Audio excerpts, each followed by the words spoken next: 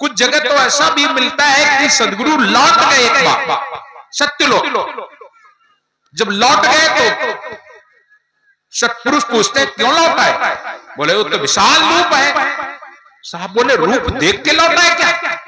अरे तुम्हारे पास नाम इतना विशाल है, उस नाम के समान कुछ नहीं है। जाओ और नाम की आवाज लगा करके उसको परास्त करके उसके लोक जाओ। साहब पुनः लौट के आए, फिर से उसकी स्वरूप बनाया और बना करके जैसे बनाया सदगुरु ने नामों की आवाज लगाई और जैसे सतनाम की आवाज लगाई शून्य में जाकर साहब तो खड़े हो गए और उसके 60 सहस्त्र शून्यों को पकड़कर और फेरी लगा के पटक दिया। और जब पटक दिया जैसे ही गिरा तो हाहाकार करने लगा, हे सदगुरु आप तो दयालु हैं। जब पटक दिया गया तब कहता है आप तो दयालु हैं, दयालु होकर के मुझे पटक दिया, मेरा सिर टूट गया, मेरा सिर चोट खा गया। आप तो बड़े भाई हैं, मैंने तो बड़ा भाई समझ करके डिठाई किया था। जब आदमी हारने लगता है तो भैया दादा चाचा सब कुछ कहिए और नहीं तो अकड़ के खड़ा होता है। आज तो मुझे मार डाला, त्राई त्राई करने लगा, त्राई माम जी कहने लगा आप तो दयालु होकर के मुझे मार दिया, मैं आपके शरणागत कह रहा है, मैं आपके शरणागत हूं। सत्यपुरुष ने मुझे राज्य प्राप्त प्रदान की है, सत्यपुरुष ने मुझे राज्य प्रदान की है और आप में और सत्यपुरुष में मैं कोई भेद नहीं मानता। जब परास्त हुआ तब कह रहा है कि आप में और सत्यपुरुष में मैं कोई भेद नहीं मानता हूं, आप मेरे ऊपर दया कीजिए, मेरे ऊपर दया कीजिए। आप भवसागर के कड़ियार रूप होगे, जीवों का उद्धार करोगे, आप जाएं। सदगुरु ने उन्हें आशीर्वाद दिया और आशीर्वाद दे करके आज निरंजन जी का सारा घमंड चूर हो गया। लेकिन जैसे का तैसा हुआ, फिर निरंजन हाथ जोड़ के खड़ा हो गया और हाथ जोड़ के खड़ा होके कहता है, हे साहब ये राज्य तो मेरी है। साहब बोले हाँ तेरी है भाई, तो मेरी राज्य में जा रहे हो तो मैं पहले मुझे कुछ दो तब जाओ, मांग लो क्या चाहिए। तो बोले आप तो सत्यपुरुष हैं और ये सतयुग का समय है, जीव सत्यमय है, आपकी सत्यवाणी को सुनकर ये जीव लोक चला जाएगा, हमारी तपस्या का क्या होगा, मेरा क्या होगा, इसलिए मुझे एक वरदान देने का वादा करो। साहब बोले मांग ले, तुम्हें क्या वरदान चाहिए? बोले दोगे? बोले हाँ देंगे। मांग ले क्या चाहिए? तो वरदान मांगा सतयुग त्रेता द्वापर में थोड़े जीव जाए। कहीं कहीं पर तो ऐसा कहा गया कि सतयुग त्रेता द्वापर में अपना पंथ स्थापित ना कर, जबकि सदगुरु कबीर साहब ने पंथ अपना स्थापित किया। सतयुग में सत्सुकृत कहलाए, त्रेता नाम मुनिंद्र धराए, द्वापर करुणा में कहलाए, कलयुग नाम कबीर का है। और सतयुग में सत्सुकृत के नाम से आ करके उन्होंने माता सतेजी बाई को 7 वंश की गुरुआई गद्दी दिया। त्रेता युग में मुनिंद्र ऋषि के नाम से आना हुआ और चतुर्भुज साहब को 16 वंश की गुरुआई गद्दी दिया। द्वापर युग में करुणा में के नाम से आना हुआ और उन्होंने उन्हें राय बन के जीव गुरु को 27 वंश गद्दी का आशीर्वाद दिया। और कलयुग में उनका नाम कबीर पड़ा। धनी दमदास जी साहब को 42 वंश का वरदान दिया, पंथ स्थापित किया। लेकिन निरंजन जी ने कहा कि सतयुग त्रेता द्वापर में थोड़े जीव संसार से जाएं, ये मुझे आशीर्वाद। साहब बोले जाओ, दिया एवं दे दिया।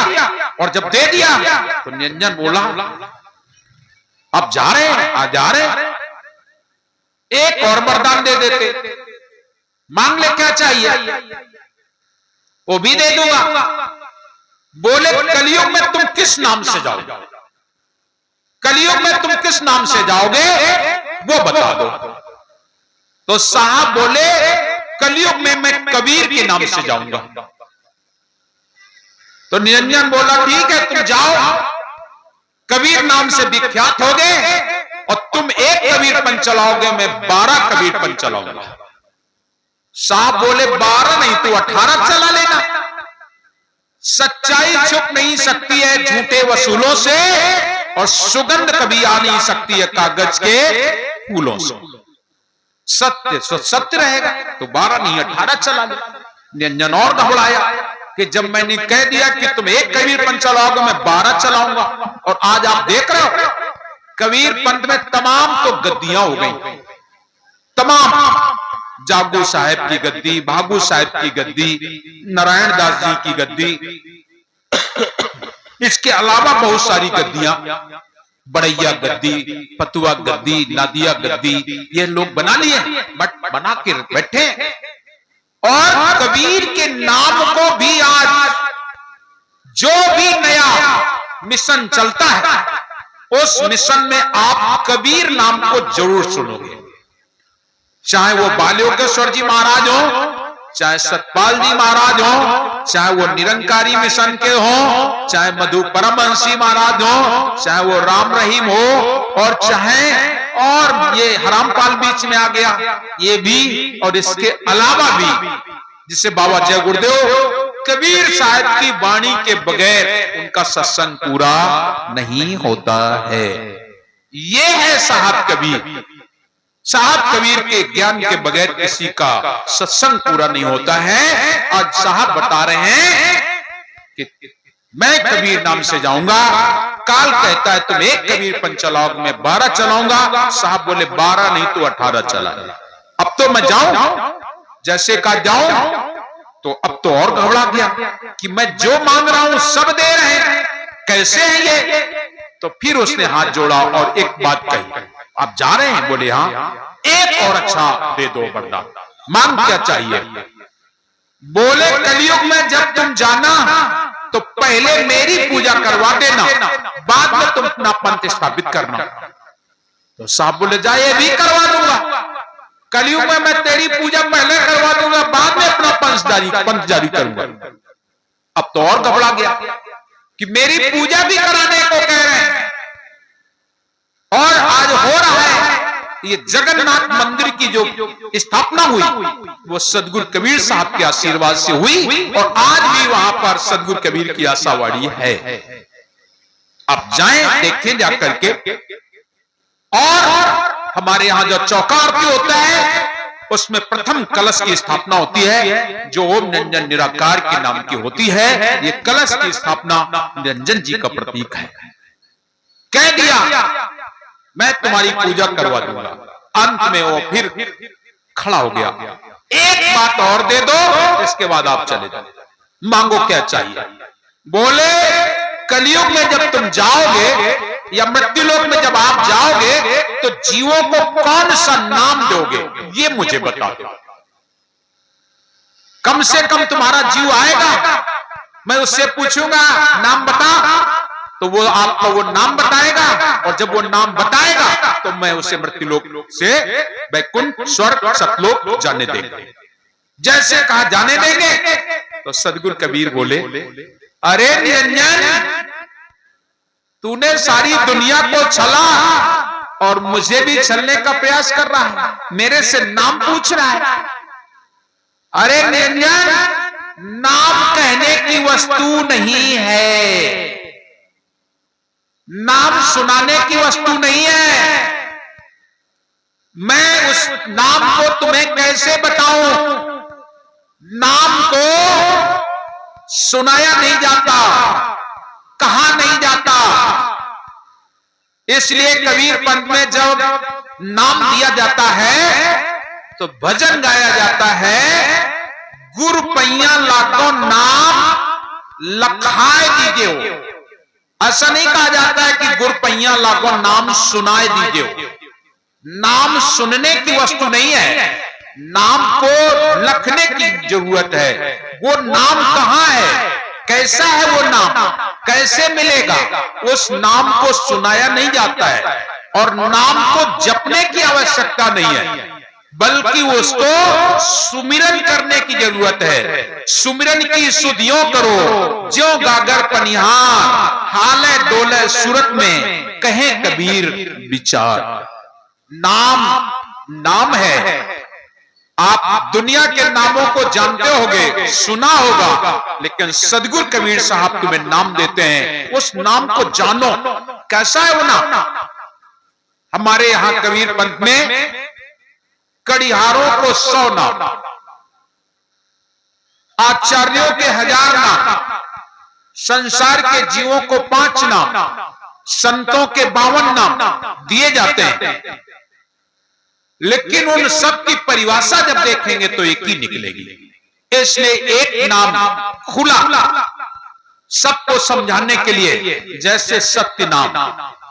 कहीं भी कोई भी पोस्टर, कोई भी पुस्तक अगर हमारे साथ की है तो उसमें सत्य नाम जरूर लिखा होगा। अब सत्य नाम की आप पहचान करें, कितना बड़ा है, कहां रहता है, क्या करता है, उस नाम की महिमा को संध्या पाठ में बताया गया है। कैसा वो नाम? सत्य सत्य के नाम से सत्य सागर भरा, वो नाम है। सत्य सत्य के नाम से सत्य सागर भरा, सत्य का नाम तीह लोक साजा। ऐसी कोई जगह नहीं है जहां वो नाम ना हो। और आप लोग ईश्वर को, भगवान को एक सीमित दायरे में देखना चाहते हो। आप लोग उनको एक ईंट पत्थर के बनाए हुए मकान में बंद करके, और तुम सोचते हो भगवान वहां रहता है। ईंट पत्थर के बनाए हुए महल में भगवान नहीं रहता। और नहीं तो रहता होता तो जो लोग नित्य प्रति मंदिर में जाते हैं, तीर्थों में जाते हैं, नित्य दर्शन करते हैं, लेकिन क्या उनका जीवन बदल गया है क्या? अगर भगवान उस सीमित दायरे में रहता है तो तुम्हारा जीवन बदल जाना चाहिए। तुम्हारे जीवन में जो दुर्गुण है, उन दुर्गुणों का परित्याग हो जाना चाहिए। वह है क्या? इसका मतलब है कि आपने भगवान के दर्शन नहीं किए, ईश्वर के दर्शन नहीं हुए। जिस दिन तुम्हें ईश्वर भगवान के दर्शन हो जाएंगे, उस दिन तुम शुद्ध बुद्ध चैतन्य स्वरूप हो जाओगे। तुम्हारे जीवन में मैं मेरा कुछ नहीं रह जाएगा, आप निर्भय हो जाओगे। लेकिन हम लोग रोज भगवान के दर्शन करते हैं और फिर भी मेरा जीवन नहीं बदलता है। इसका मतलब है कि भगवान एक सीमित दायरे में नहीं रहता है। किसी संत ने कहा है, ईश्वर बंद नहीं है मठ में, वो तो बसा हुआ है घट घट में। कहां रहता है? सब घट मेरा साइया, सुनी सेज न कोई, बलिहारी वा घट की, जा घट पर घट होए। सबके अंदर लाली मेरे लाल की, जित देखो तित लाल। लाली देखन मैं गई तो मैं भी हो गई लाल।